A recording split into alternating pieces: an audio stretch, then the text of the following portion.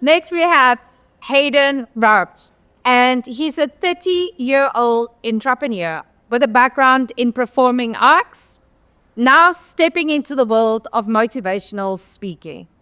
Drawing from a personal journey of resilience and determination, Haydn is here to inspire and push others past their challenges and through their inner strengths.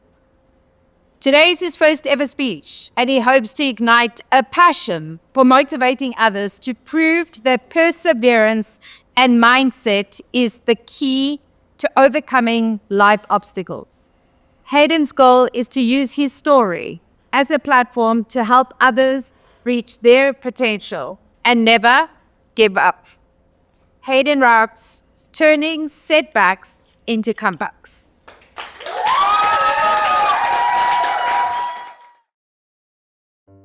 How do you beat someone who refuses to give up?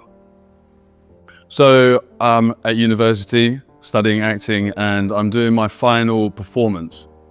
I'm on stage and I'm watching the audience watch me.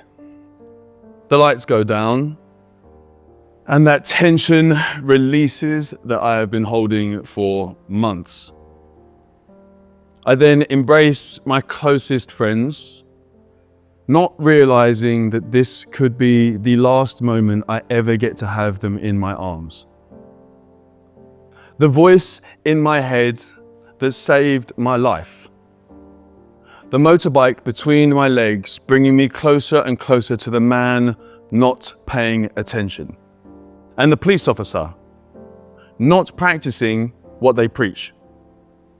All of these contributing factors and more put me in a position that destroyed me as a human being.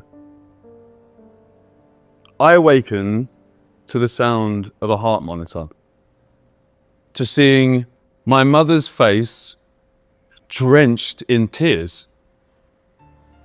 But this can't be right. She's in Cape Town and I'm just outside London. This can't be right. This has got to be a dream or a nightmare as I slowly discover my open and severed leg and I feel the chill of the metal buried deep into my bones just to hold it all together. And the excruciating pain that keeps trying to envelop me. The searing cold machine-like presence of a hospital running around me.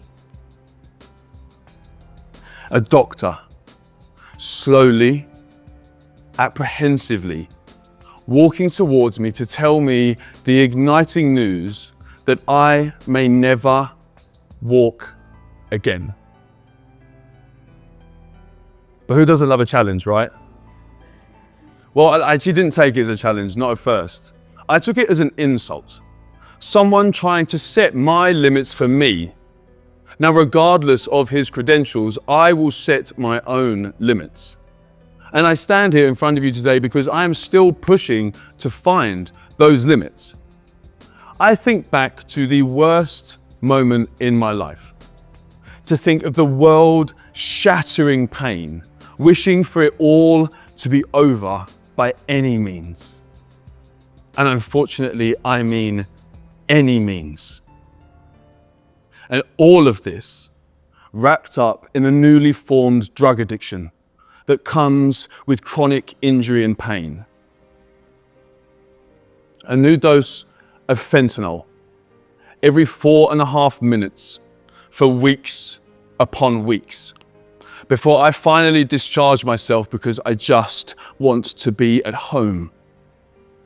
So many things contributing to this horrific event. Yet, if I could go back and change it, I wouldn't. I wouldn't change it for the world. You have a choice. You and you alone can choose to be the victim or to be the champion. And now I say champion because round after round after round, you will fight and you will fight. Even when sometimes we all lose. The only difference between the two is one thing. and that is your mindset. Now, it would have been very easy for me to have just taken what the medical professional has told me. He is the most qualified. But that is actually a lie. I am the most qualified to know me. You are the most qualified to know you. Now, that all being said, I did doubt myself for weeks, if not months, trying and failing multiple times a day, multiple times an hour, seemingly forever. Until I realized that even when failing, I am still in control, because I can control how I view these failures. Now, about 2 years of fun goes by, months in a wheelchair, feeling lost, feeling alone, and the squeak of the wheels driving me crazy. But now getting on a bus was humiliating. Having the bus driver have to stand, exit the bus, attach the ramp, and then push me on. Looking at all the other passengers either roll or avert their eyes as they realize that this cripple is about to make them even later for their day than they already were. But I didn't let that stop me trying, because I realized that it's not their fault. How can I expect someone to understand or appreciate what I'm going through when they have no comprehension of the fact, and hopefully they never will? Each step for me was like a victory, because it was already more than I was told I would ever be able to achieve. So now, after the wheelchair comes the crutches. And I'm actually talking about the people that you lean on in life. We get nowhere worth going to in life if we do it completely alone. Without my crutches, I would not be stood here in front of you today, and I don't know if I'd even be alive. Accepting help is not weakness. Now, I'm going to say that again. Accepting help is not weakness. I have the strongest mother in the world. She is the strongest person. There is nothing she cannot do or overcome. Now, who here can relate to having a strong mother? Now, with that example being set, having my family and my chosen family around me, how could I not see this as an opportunity to prove my power to myself? So now for the crutches that I spent roughly the next year and a half actually learning to walk on.